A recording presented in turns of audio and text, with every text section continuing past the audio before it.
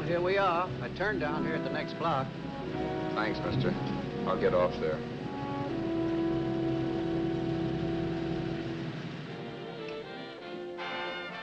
Want anything else?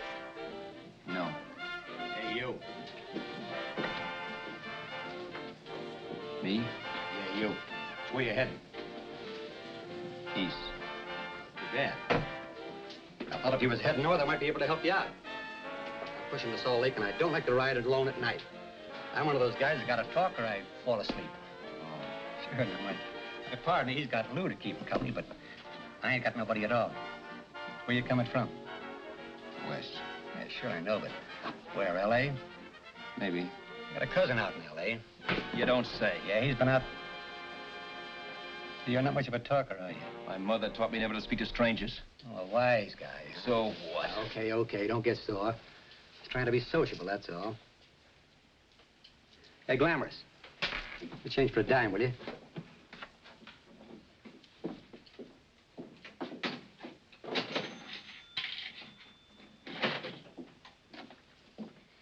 Let's have something quieter this time, Joe. My head's splitting. Is that what's wrong with it?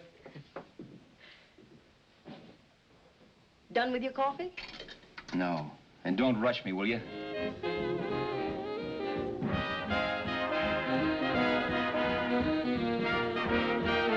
Hey, turn that off. Will you turn that thing off? What's eating you now? Yeah, what's eating you? That music, it stinks. Oh, you don't like it, huh? No, turn it off. Oh, wait a minute, pal. That was my nickel, see? This is a free country. And I play whatever I want to. Okay. Sure, and if you don't like it, you don't have to listen to it. And you can leave here anytime you want to. Okay, I'm sorry I asked. First good piece played tonight and you don't like it. Some people just ain't got any good taste.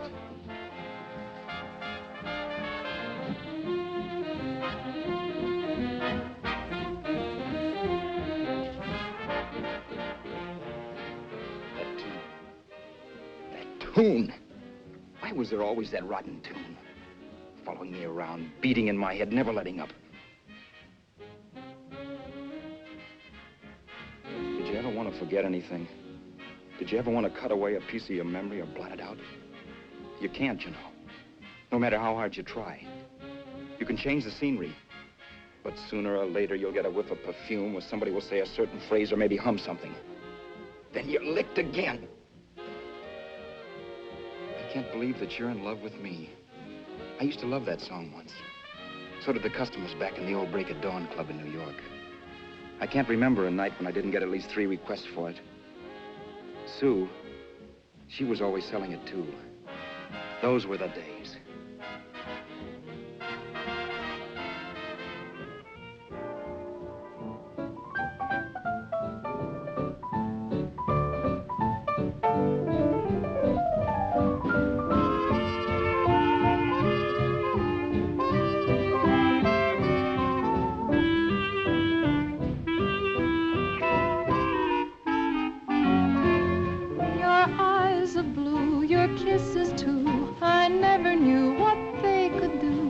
I can't believe that you're in love with me.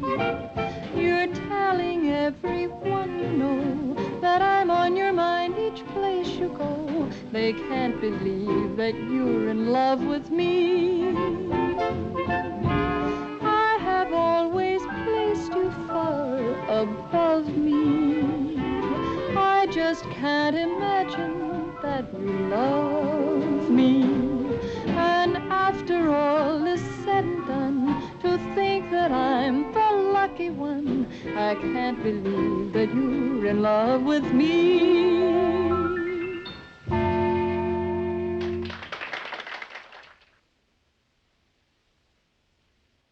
It wasn't much of a club, really. You know the kind.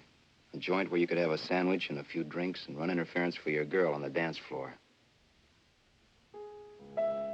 I pounded the piano in there every night from 8 until the place closed up, which usually meant 4 in the morning.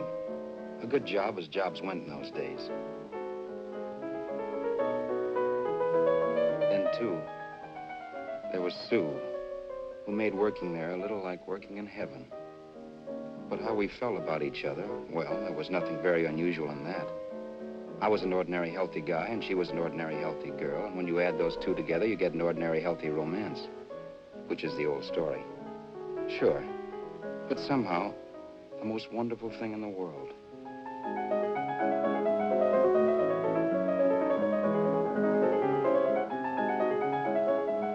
All in all, I was a pretty lucky guy.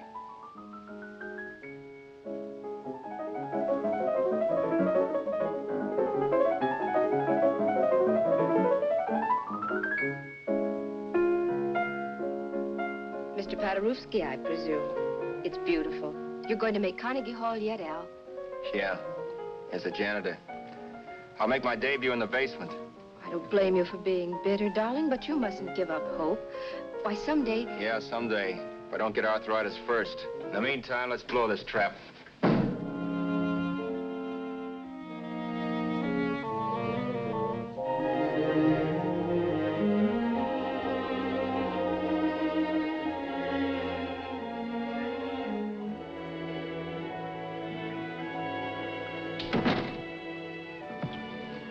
Like to get something to eat, hon? Oh, I don't think so, Al. I lose my appetite working in this flea bag. Let's go home. Okay. I can't stand much more of that dump. Did you see that drunk tonight trying to paw me? No, what drunk? Does it matter what drunk? Say, what's the matter with you tonight, darling? That's the third time you started to tell me something and then stopped. We shouldn't have any secrets from each other, Sue. Next week, we're going to make with the ring and the license. You and me will be a team. Yes, that's right. In the Bush League. I don't get you. We've been struck out. It's a funny way to talk, darling. Don't you want to marry me? Al, look, I love you. You know I do, and I want to marry you. But? But not now. Only after we've made good. Sunday, I'm going away. Oh, I know you'll think it's silly. That's why I hesitated to tell you. But I'm going to California. I want to try my luck in Hollywood. That's the most stupid thing I ever heard of. Don't you know millions of people go out there every year and wind up polishing cuspidors? I thought you had better sense. You sound as if you don't think I have any talent. That has nothing to do with it. I'll make out all right. Maybe. But what about me? Doesn't it mean anything to you that you're busting up all our plans? We may not see each other for years? It won't be that long. I thought you loved me. I do. You know I do. Well, here we are. Al. Al, why can't you see my side of it? I'm young. We both are, and we've got all the time in the world to settle down. Really, darling, what I'm doing is the only sane thing to do. I hate the thought of being so far away from you, but we'll be together again someday. Maybe you'll decide to come out too later on. So long. Al, aren't you going to kiss me goodnight? Sure, why not? Good night.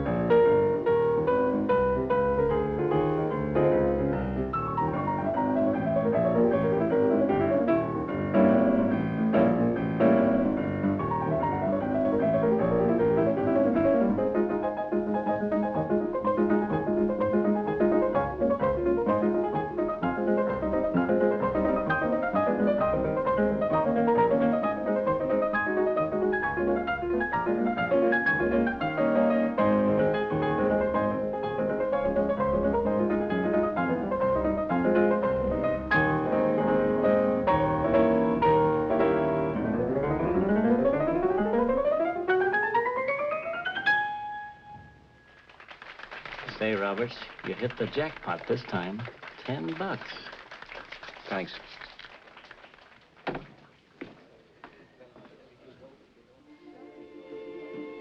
So when this drunk handed me a 10 spot after a request, I couldn't get very excited. What was it, I asked myself? A piece of paper crawling with germs. Couldn't buy anything I wanted. It couldn't... Then I thought of something.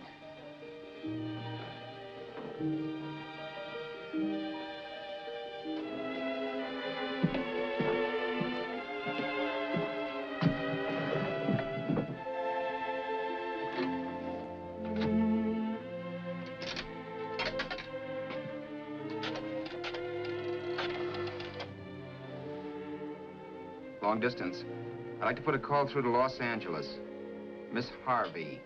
Sue Harvey, Harvey. The number is Crestview 65723.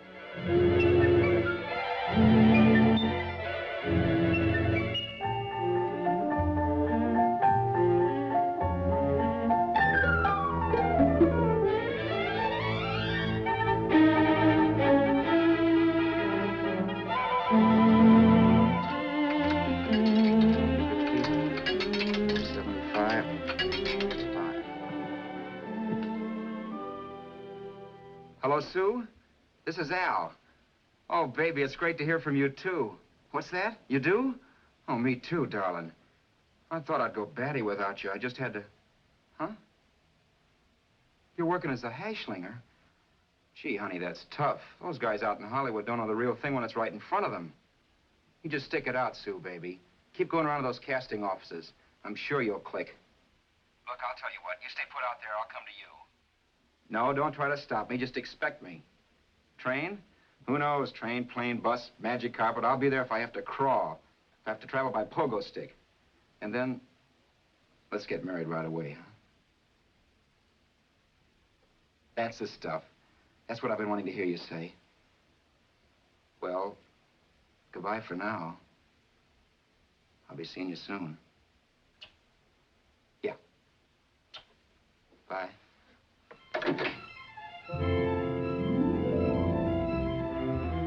only way I could cross country was to thumb rides. For even after hawking everything, I only had enough money to eat. Money. You know what that is. It's the stuff you never have enough of. Little green things with George Washington's picture that men slave for, commit crimes for, die for. It's the stuff that has caused more trouble in the world than anything else we ever invented. Simply because there's too little of it. At least I had too little of it. So it was me for the thumb.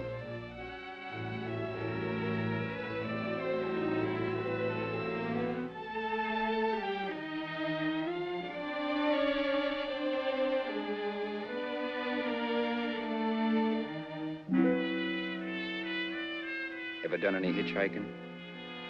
It's not much fun, believe me. Oh, yeah, I know all about how it's an education and how you get to meet a lot of people and all that. But me, from now on, I'll take my education in college or in PS 62, or I'll send $1.98 in stamps for 10 easy lessons.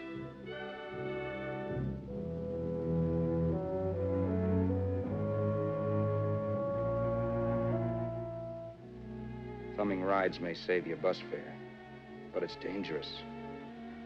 You never know what's in store for you when you hear the squeal of brakes. If only I had known what I was getting into that day in Arizona. Here, throw that in the back seat. Okay, let's go. Make sure that door's closed.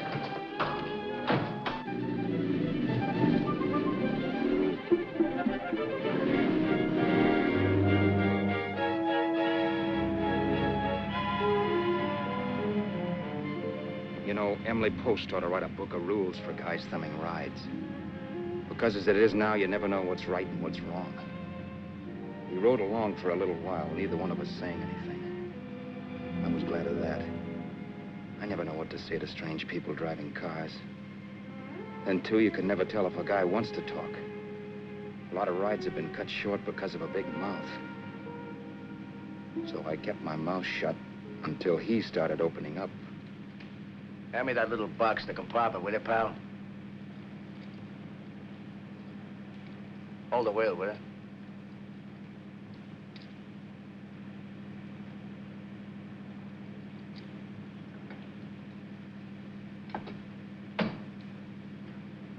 How far are you going? L.A. Well, you're really traveling, aren't you? Yeah, but I don't expect to make it for a couple of years at the rate I've been promoting rides. Not much luck, huh? Sure, all bad. Not many people stop for a guy these days. Afraid of a stick-up, maybe. Well, you can't blame him. Where you coming from? New York? Well, New York. You're in luck this time. I'm going all the way. Right through to Los Angeles. You drive a car? Sure. Whenever you're tired, let me know. I'll holler. I guess at least an hour passed before I noticed those deep scratches in his right hand. They were wicked. 3 puffy red lines about 1/4 of an inch apart. He must have seen me looking at them because he said, Beauties, aren't they? They're gonna be scars someday. What an animal. Whatever it was, it must have been pretty big and vicious to have done that. Right on both counts, New York. I was tussling with the most dangerous animal in the world. A woman. She must have been Tarzan's mate. Looks like you lost the bob. Certainly wasn't a draw. You know, there ought to be a law against dames with claws. Yeah. I tossed her out of the car in her ear. Was I wrong? Give a lift to a tomato, you expect her to be nice, don't you? Yeah. After all, what kind of a dame son rides? Sunday school teachers? Yeah. A little witch. She must have thought she was riding with some fall guy. And me, who's been booking horses around racetracks since I was 20. I've known a million dames like her. 2 million. Yeah. Stopped the car, opened the door. Take it on the Arthur Duffy sister, I told her. That's the stuff. As I was done, huh? But if you want to see a real scar, brother, get a load of this. What? I got that one, too. Dooley? Yeah, we're just kidding, of course. My dad owned a couple of Franco-Prussian sabers. Kept them on the wall for decorations. Well, one day, another kid and I took them down when the old man wasn't around. Had a duel.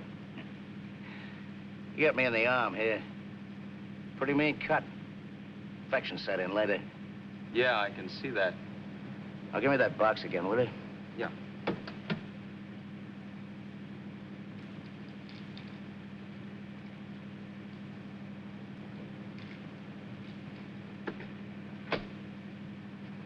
Pain made me lose my head, I guess. Began slashing. Before I knew it, I'd put the other kid's eye out. That was tough. Well, it was just an accident, of course. But you know how kids are. I got scared, decided I was going to run away from home. Old man almost caught me when I was packing my duds. The bloody rag I had wrapped around my wrist hadn't caught his attention. You've seen the bundle for sure. But I beat it when he was phoning for a doctor. That was 15, 16 years ago. I haven't been home since. Pull in there for a bite or something, huh? a bite or something. Brother, was I hungry. I hadn't had anything in my stomach for hours. Yet even with that gnawing in the pit of my belly, I didn't want to be in too big a rush to put on the feed bag. First, I had to make sure this guy knew the score. If I got him down on me, it was goodbye ticket to Hollywood. I'll wait out here for you, mister. If it's the money, don't worry about paying for it. This time it's on me. Well, that's white of you, Mr. Haskell, think nothing of it. You make your first million, maybe you can do the same for me. Come on, New York. I gotta make the West Coast by Wednesday. There's a horse running at Santa Anita named Paradiesical. Means dough to me if I'm on him. We'll make it all right. He did most of the talking during the half hour we were in the place. I ate. He rambled on about his old man, whom he hadn't heard from since he ran away as a kid. And how he happened to become a bookie. And then all about how he got rooked in Miami. One race, 38 grand. They cleaned out my book. How do you like that? That was tough luck. Yeah, and I'm supposed to be the smart guy. Well, you just wait. I'm going back to Florida next season with all kinds of jack. And you watch those stinkers run for cover. Want anything else? No, thanks. I've had plenty.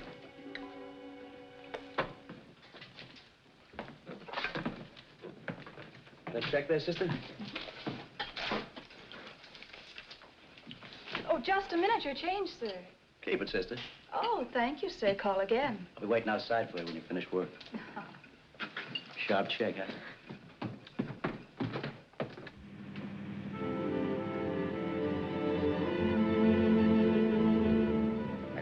that night while Haskell slept like a log. After a while, I began to get sleepy myself. I was happy, though.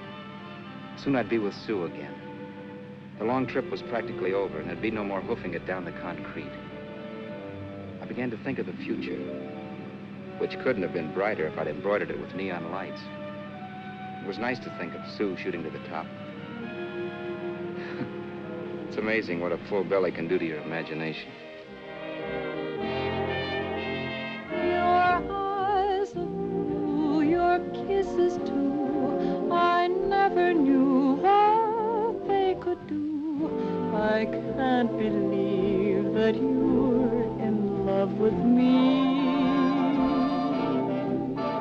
You're telling everyone you know I'm on your mind each place you go. I can't believe that you're in love with me.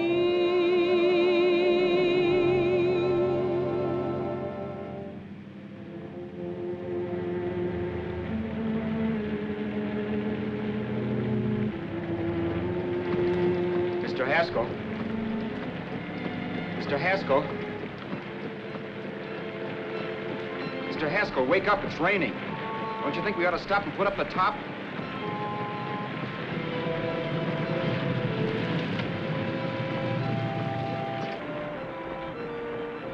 Mr. Haskell, I'm going to put up the top.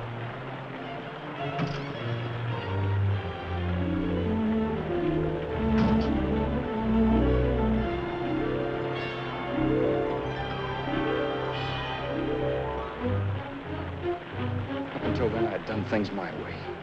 But from then on, something else stepped in and shunted me off to a different destination than the one I had picked for myself. For when I pulled open that door... Mr. Haskell, what's the matter? Are you hurt? Are you hurt, Mr. Haskell? Start your sermon.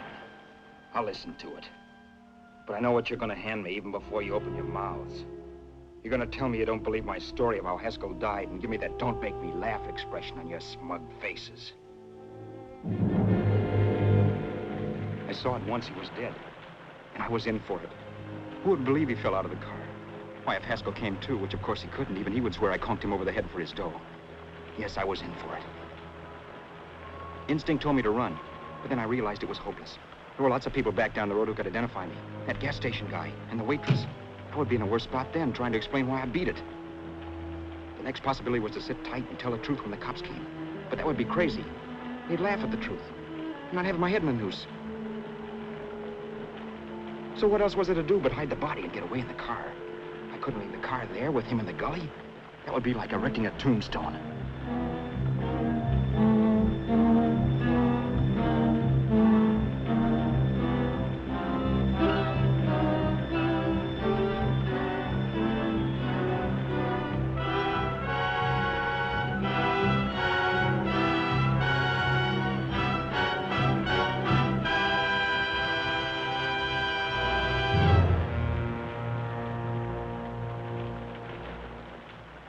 My idea was to cover him with brush, not to rob him. But then I remembered that even if I only drove the car for 100 miles or so, I would need money for gas. Besides, it was stupid of me to leave all that money on a dead man. Not only that, I'd have to take his driver's license in case I was stopped for something. I didn't like to think about it, but by that time I'd done just what the police would say I did, even if I didn't. My clothes. The owner of such an expensive car would never be wearing them.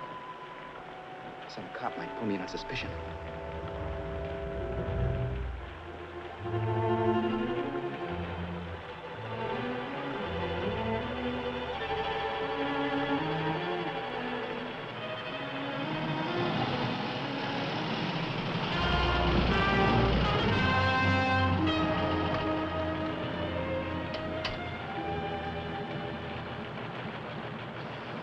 Hey, you, this your car?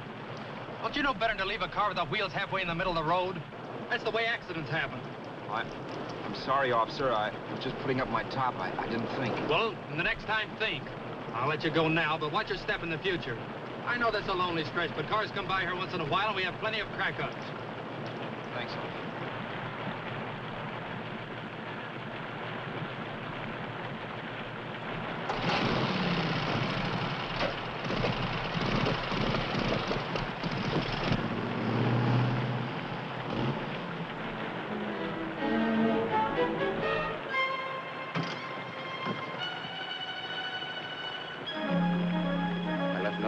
car to give me away as Roberts.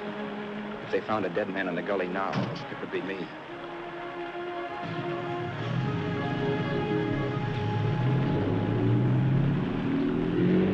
As I drove off, it was still raining. The drops streaked down the windshield like tears. I kept imagining I was being followed and that I could hear sirens back in the distance. Just how long it took me to cover the 60-odd miles to the California state line, I don't know. I lost all track of time. But the rain had stopped and the sun was up when I pulled up to the inspection station. Hello? Carrying any fruits or vegetables? No. Any livestock or poultry? No. I'd like to see your registration and driver's license, please. Anything in the baggage compartment? Just baggage. Charles Haskell, Jr., age 30, brown eyes, dark hair. Identifying marks, none. Are you Charles Haskell, Jr.? Yes. Well, remember, if you're employed and you stay over 30 days, you take out California plates. All right, officer, but I'll only be in the state a short while. Right, you can go now.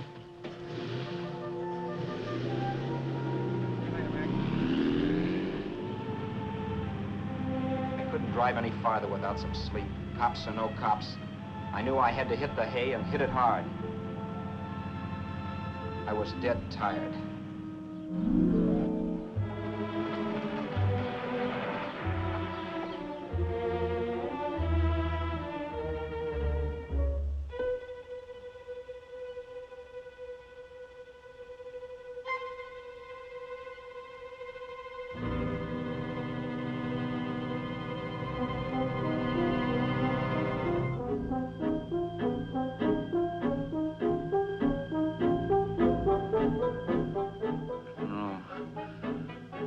Mr. Haskell.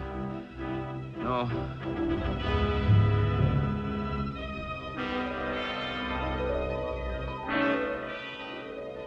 Mr. Haskell, you can't die. Don't think I did it. No, Mr. Haskell. No. No.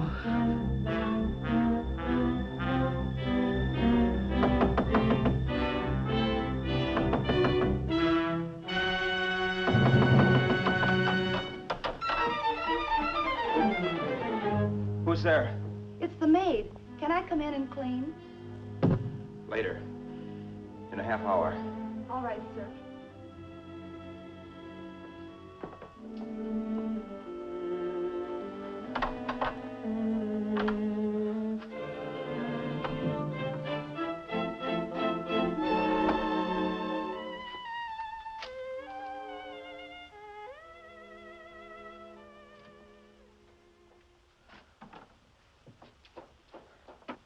There was no time to lose.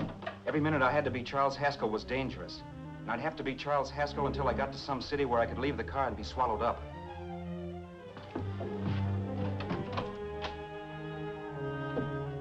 That meant driving the car as far as San Bernardino, maybe even to Los Angeles. In a little town, I might be noticed, but in a city, I should be safe enough. Then, after I ditched the car, I could go on to Sue. But those 5 minutes at the state line made me realize it might be a good idea to find out a little bit about Mr. Haskell. Then, if anybody asked me questions, I could give the right answers. The first thing I found out was that I had $768. This was a lot of jack, but believe me, it was the kind of money I'd rather not have.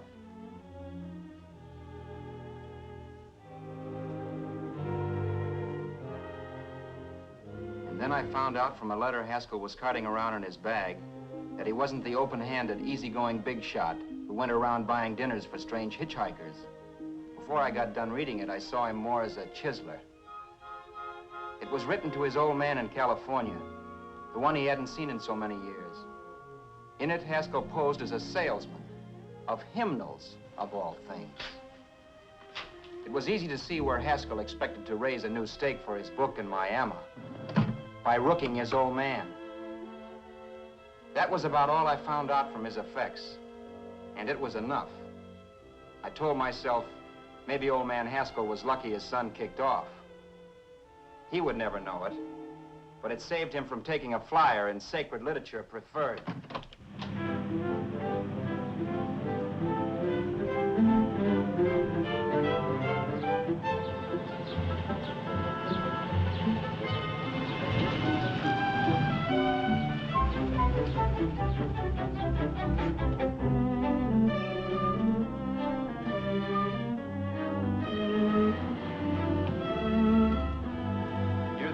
At Desert Center, I pulled up for water. There was a woman. Hey, you! Come on if you want to ride.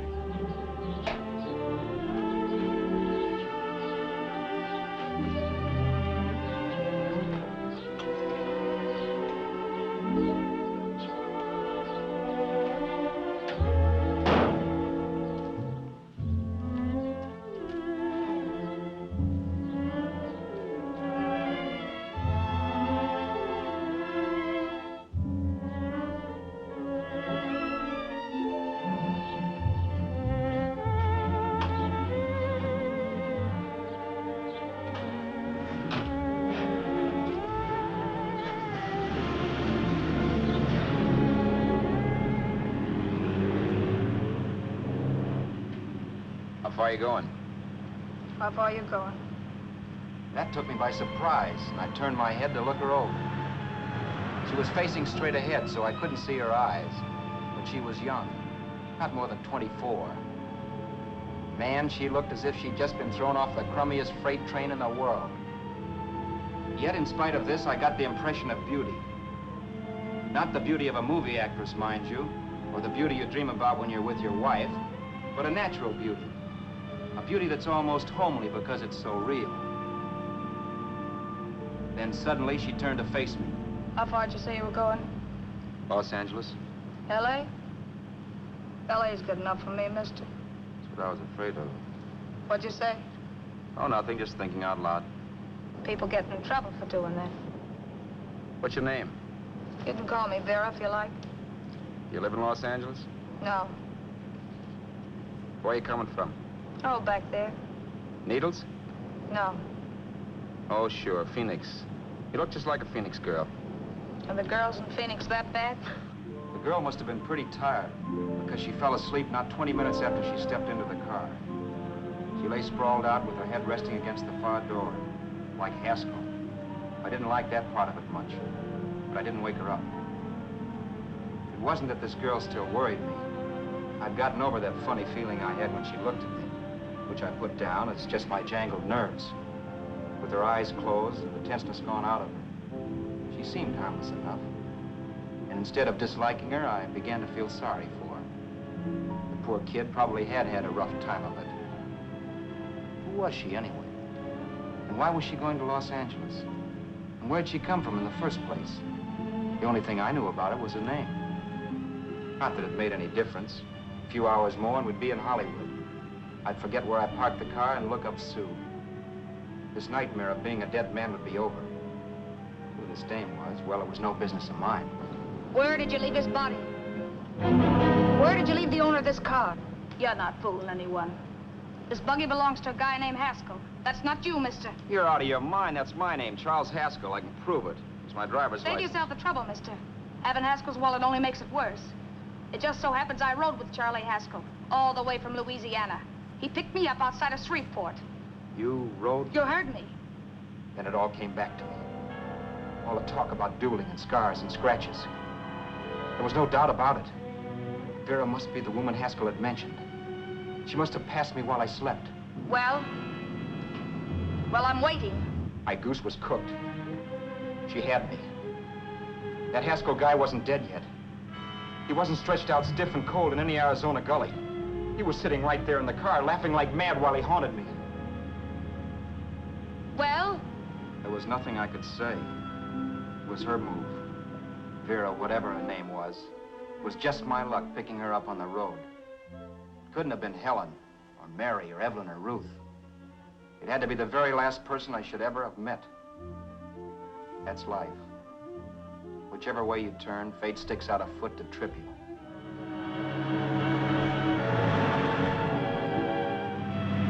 I told her everything, but she didn't believe my story. I should have saved my breath. That's the greatest cock and bull story I ever heard.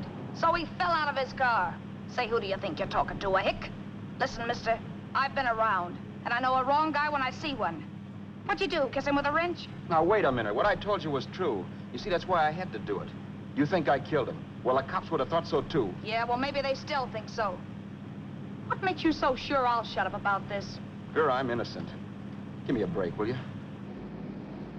It won't do me any good having you pinched. The cops are no friends of mine. Now, if there was a reward, but there isn't. Thanks. Don't thank me yet. I'm not through with you by a long shot. Let's see that roll.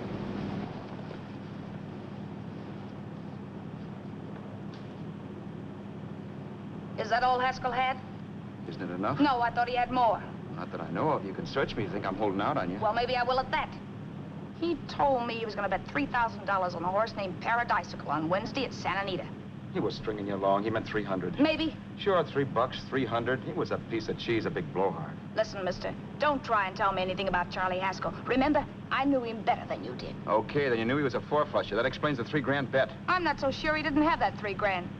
Why should I believe you? You got all the earmarks of a cheap crook. Now, wait a Shut minute. up. You're a cheap crook and you killed him. For 2 cents, I'd change my mind and turn you in. I don't like you. All right. Don't get sore. I'm not getting sore. But just remember who's boss around here. If you shut up and don't give me any arguments, you'll have nothing to worry about. But if you act wise, well, mister, you'll pop into jail so fast it'll give you the bends. I'm not arguing. Well, see that you don't. You know, as crooked as you look, I'd hate to see a fella as young as you wind up sniffing that perfume that Arizona hands out free to murderers. I'm not a murderer. Of course you're not. Haskell knocked his own head off. He fell, that's how it happened, just like I told you. Sure, and then he made you a present of his belongings. I explained why I had to do skip that. it. Doesn't make a difference one way or another. I'm not a mourner. I liked Haskell even less than I like you. Yeah, I saw what you did to him. What do you mean? Well, scratches on his wrist. Sure, I scratched him. I'll say you did.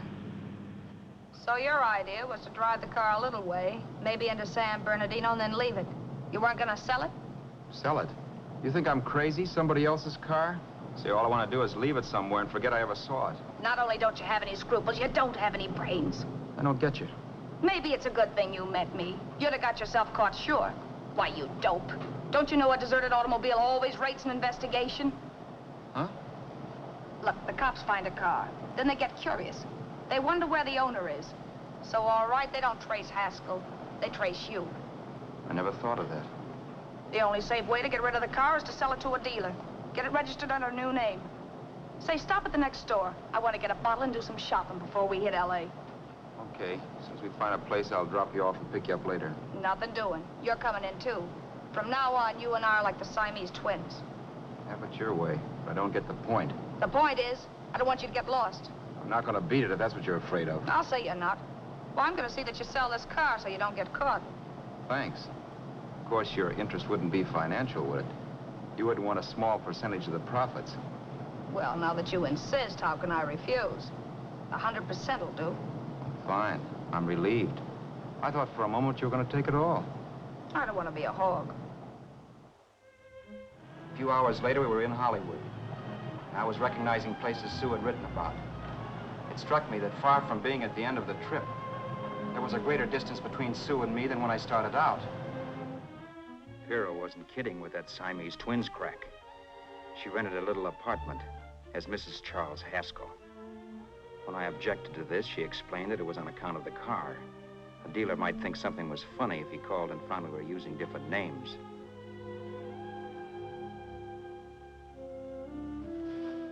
Home, sweet home. Yeah. Not bad, either.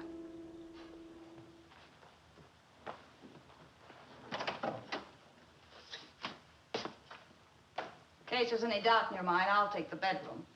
Yeah. Sure is stuffy in here.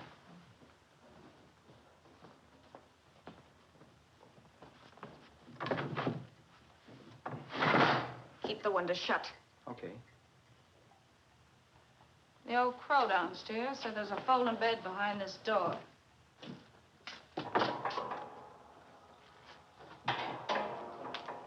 You know how to work it?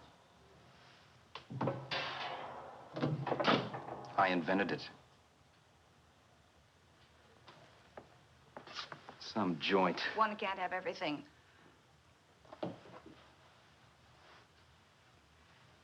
I'm first in the bathtub.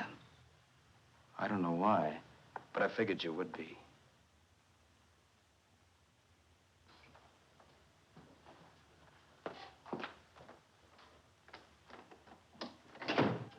Boy, oh boy. Sure feels good to be clean again. I must be 10 pounds lighter. You must be. Well, hitching rides isn't exactly the way you keep your schoolgirl complexion. I wish that guy with the sax would give up. Gets on my nerves. Forget it.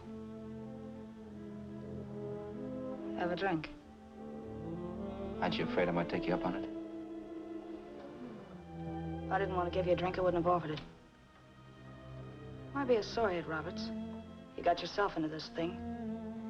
You should be grateful I'm not turning you in. Why, if I wasn't regular, you'd be in the pen this minute, being photographed, fingerprinted, and being pushed around by the cops. So cheer up. Get rid of that long puss. Or is your conscience bothering you?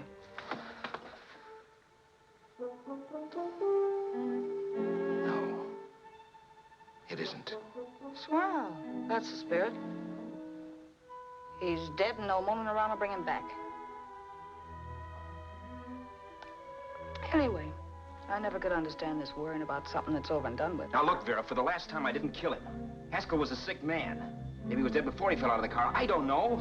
Sure, he died of old age. All right. So if it'll make you sociable, you didn't kill him.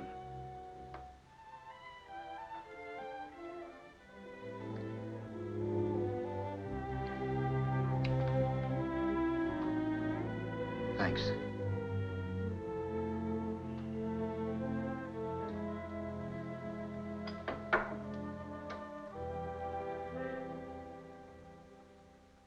We're out of liquor, Roberts. Yeah. Too bad. I felt like getting tight tonight. Well, I think you succeeded. Am I tight? As a prima donna's corset. That's good. I wanted to get tight. Why? What have you got to get tight about? Oh, I don't know. Few things. Huh. You should have my worries. If I had your troubles, I'd stay sober. And I've got the key to that door. Yeah. Maybe you're right. I'm always right. You know, I don't like your attitude, Roberts. Well, there's a lot of things I don't like. Sure. But life's like a ball game. You gotta take a swing at whatever comes along before you wake up and find it's the 9th inning. I bet you read that somewhere. That's the trouble with you, Roberts. All you do is bellyache. But I've taken it easy and, well, trying to make the best of things. But maybe that's what's wrong with the whole world. Get the professor. People knock themselves out trying to buck fate. Now, take you, for instance. You're lucky to be alive. Why, suppose Haskell had pulled open your door. You'd be playing a harp now. Think of that. You think of it. I'm tired of thinking. There's plenty of people dying this minute. I would give anything to trade places with you. I know what I'm talking about. I'm not so sure. At least they know they're done for. They don't have to sweat blood wondering if they are. Your philosophy stinks, pal. We all know we're gonna kick off someday. It's only a question of when. But what got us on this subject anyway? We'll be discussing politics next. Yeah. Where'd you hide the butts? On the table, sucker.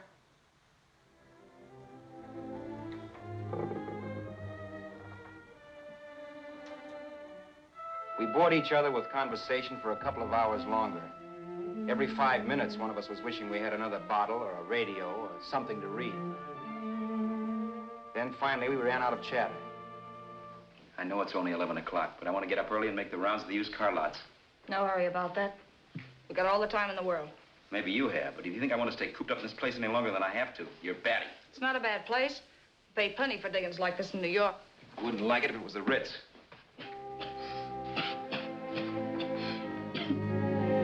Rotten liquor. You got a mean cough. Ought to do something about it. I'll be all right. That's what Camille said. Who? Nobody you know. Wasn't that the dame that died of consumption? Yeah. Wouldn't it be a break for you if I did kick off? You'd be free with all Haskell's dough and car. I don't want to see anybody die. Not even me.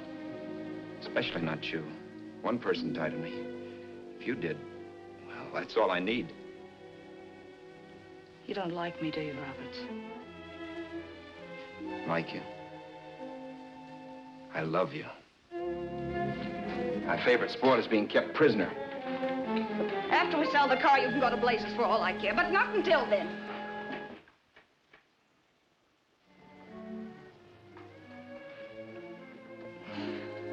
I'm going to bed.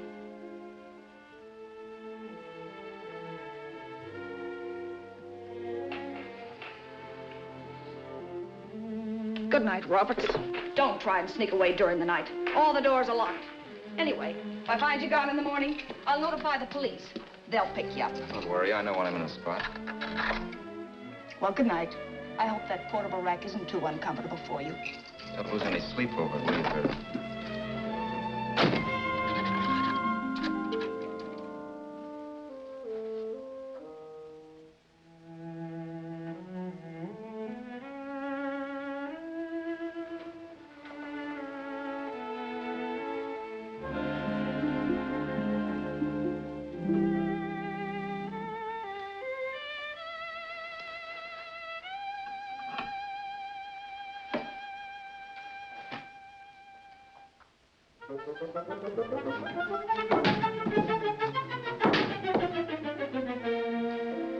Crestview. 6, 5, 7, 2, 3. Hello? Hello? Hello? Hello?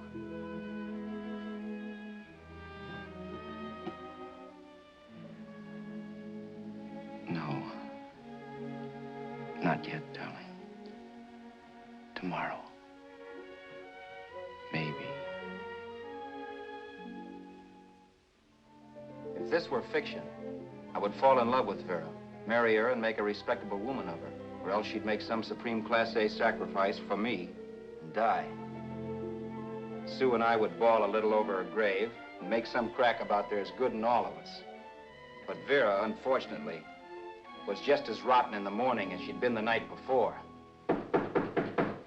All right, I'm coming. Look, Vera, it's almost noon. So what? The dealers will be there all day? They'll be there all year, too, but that doesn't mean I'm going to wait that long. Shut up. You're making noises like a husband. Well, do I rate a whistle? You sure do, but let's go. Let's go, let's go. I spent $85 and 2 hours preparing bait, and all you can say is let's go.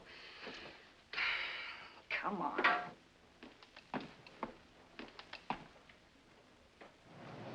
We passed a few used car lots last night down this way.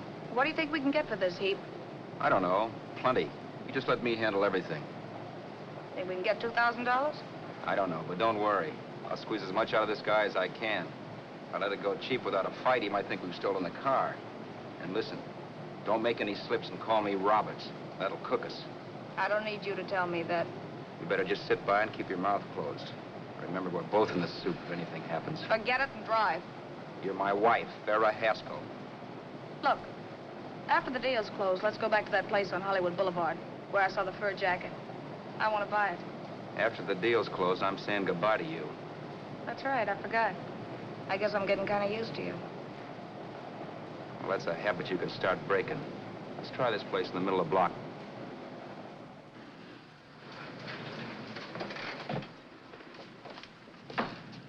Good afternoon. What can I do for you? We're interested in selling a car. If the price is right. Well, if it's in good mechanical condition, it should blue book for about $1,600. Tony, take a look at this motor. 1,600. Are you kidding?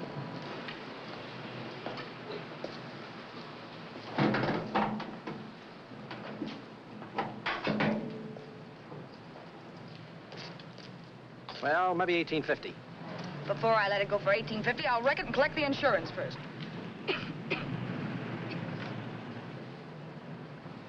Lately, this motor's seen a lot of driving.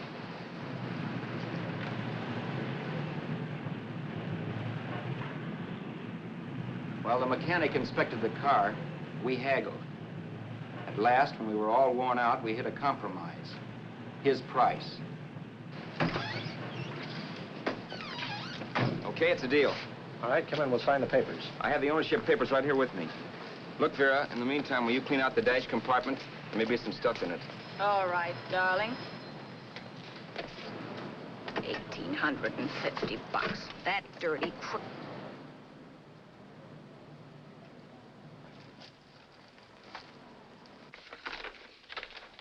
New York, huh? Yeah.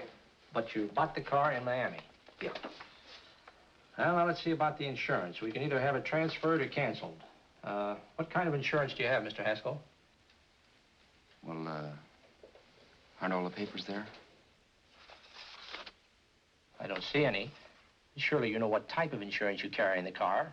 The name of the company? Yeah, but, Well, if you'll just tell me the name of the company, I'd be very glad to take care of all the details. well, Did you sign the papers yet? not yet. Well, don't.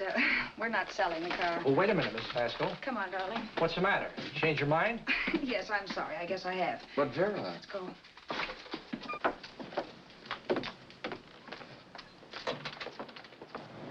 You got me out of a tight spot, Vera. But I still don't understand all this. You will in a minute. I almost threw away a gold mine. 1850 isn't to be sneezed at. The car doesn't book for as much as I thought. We're not selling the car. You want to keep it. Now, wait a minute, Vera. You said yourself I wouldn't be safe until the car was in someone else's name. I'd like to be free of this mess when I go. That's just it, Roberts. You're not going. There's a drive-in at the next corner. Pull in there and we'll get a bite to eat. And I'll explain. What is this, another one of your brilliant ideas?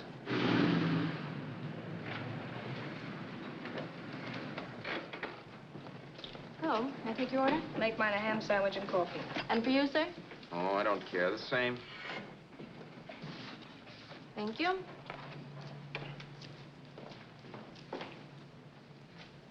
Get this, Vera. I've been pretty patient so far. I've done everything you asked me to do, but no more. Shut up. You've taken Haskell's money. And you can have the dough we get from selling the car. But you're not going to keep me a prisoner. It's a good thing I bought the paper. Take a look at that. Vera, I'm in no mood. Read that.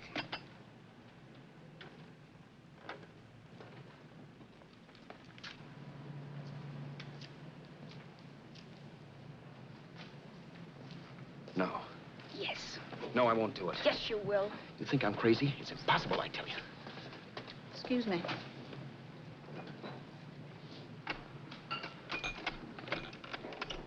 Blow the horn when you're through.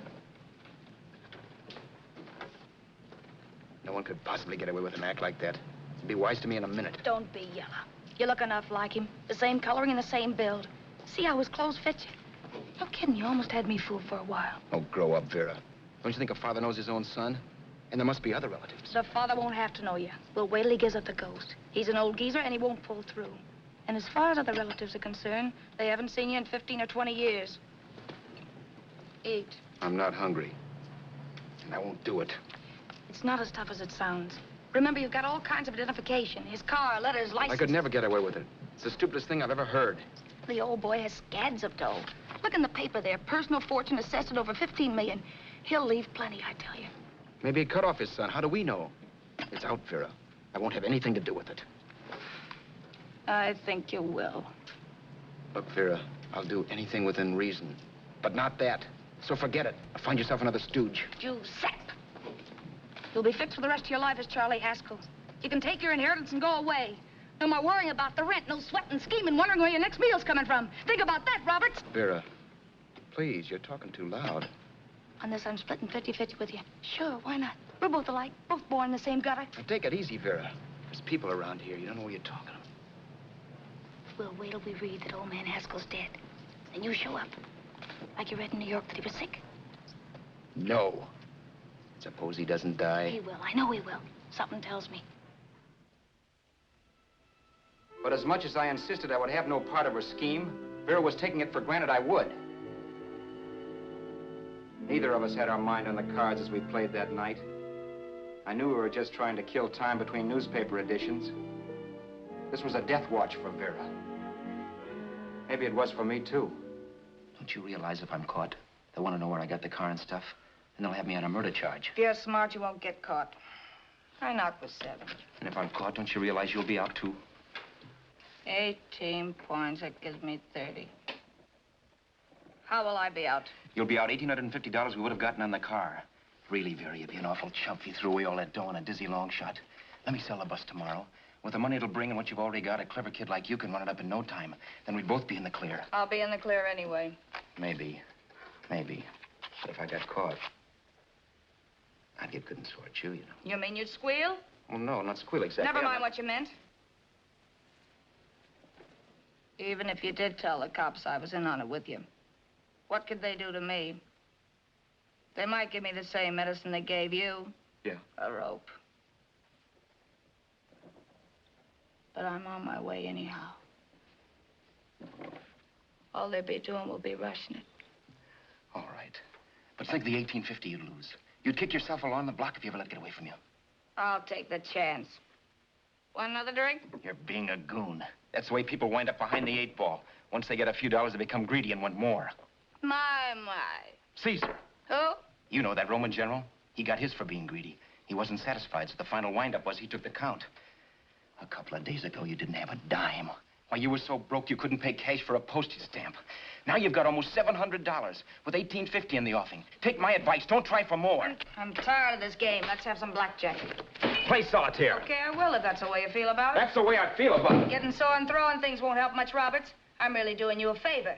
I help you out of a jam by keeping my mouth shut. I show you how to make some soft money. And what thanks do I get? Thanks. Sure. Or would you rather call the cops and told him you killed a man and stole his money? I didn't kill anybody. Yes, you did. No, I didn't. You know I didn't. All right, then. Suppose I call the cops. If you're innocent, what do you got to be scared of? Okay. Call him, you mutt. Go ahead and call him. See if I care. At least they'll give me a square deal. You want me to call them? You heard me. But I'm warning you. If I'm pinched, I'll swear you were in on it. I'll say that you helped me. If I fry, I'll get even with you. You wouldn't dare. You didn't. Yeah? Then try it and see. Call him. Yeah. Okay, I will.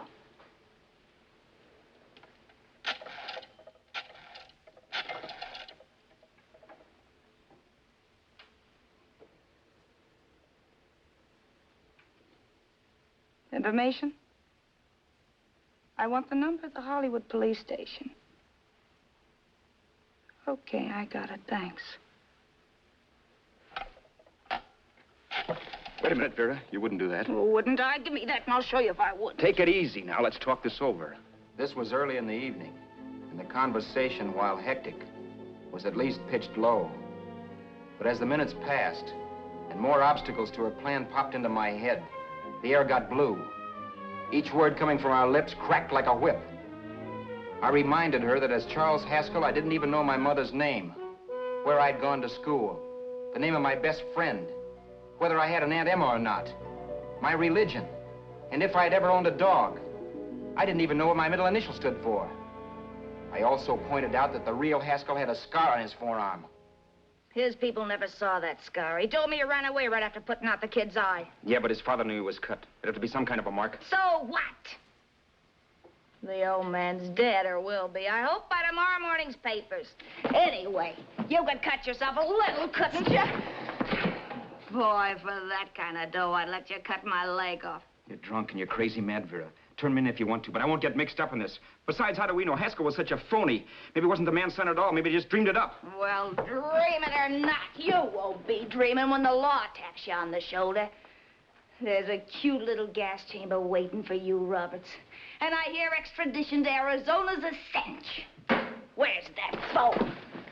Vera! Leave me alone. Vera! Here. I want a phone. Call police. I hate you, yellow stinker. You leave me alone. I'll let you alone when you promise to leave the phone where it is. You're drunk. You don't know what you're doing. You're hurting me. Will you promise? All right.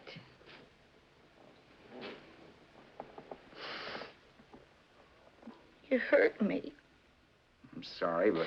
And it's hot in here. Open up a window. It's not hot. Don't tell me. Now, do you do it or do I do it? You're no gentleman, see? Yeah. All right. I'll open up the window. Vera!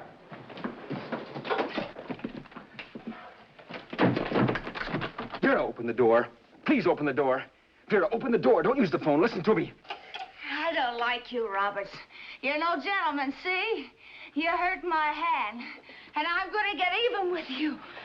If you don't open the door, I'm going to kick it down, Vera. Vera, don't call the cops. Listen to me. I'll do anything you say. Vera, let me in. I'll break the phone.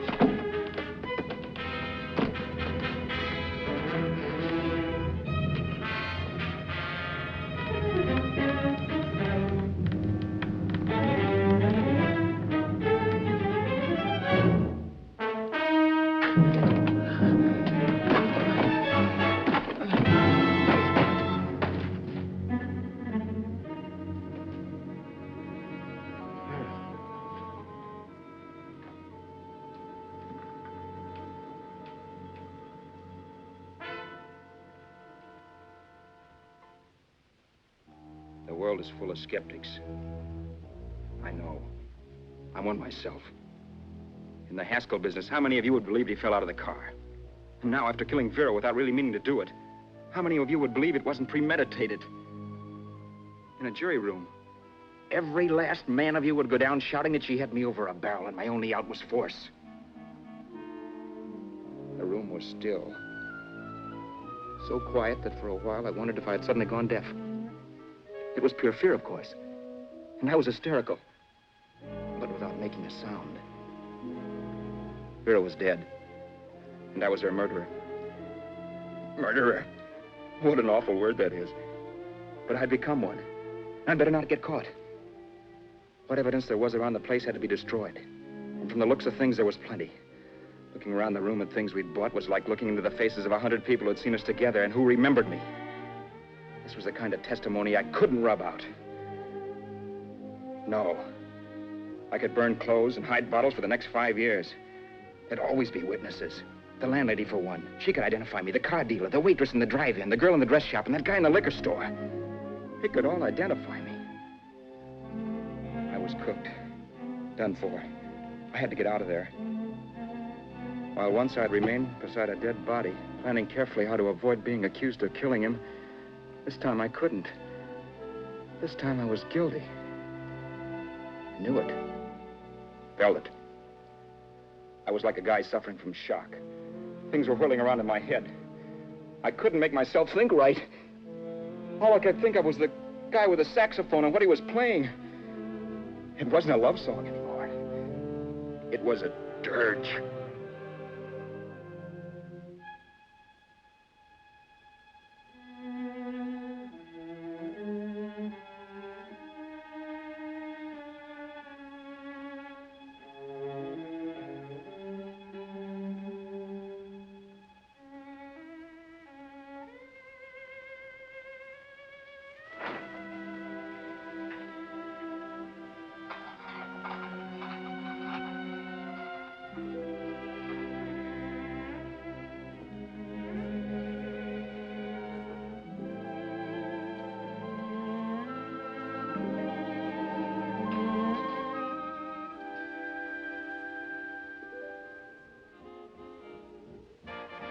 But my problems weren't solved. I had to stay away from New York for all time. Because Al Roberts was listed as dead and had to stay dead. And I could never go back to Hollywood. Someone might recognize me as Haskell. Then, too, there was Sue. I could never go to her with a thing like this hanging over my head. All I could do was pray she'd be happy.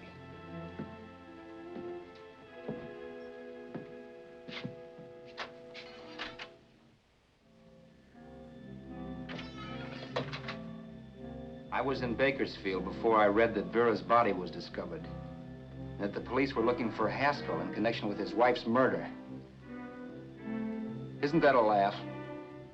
Haskell got me into this mess, and Haskell was getting me out of it. The police were searching for a dead man. I keep trying to forget what happened and wonder what my life might have been if that car of Haskell's hadn't stopped. But one thing I don't have to wonder about. I know. Someday a car will stop to pick me up that I never thumbed.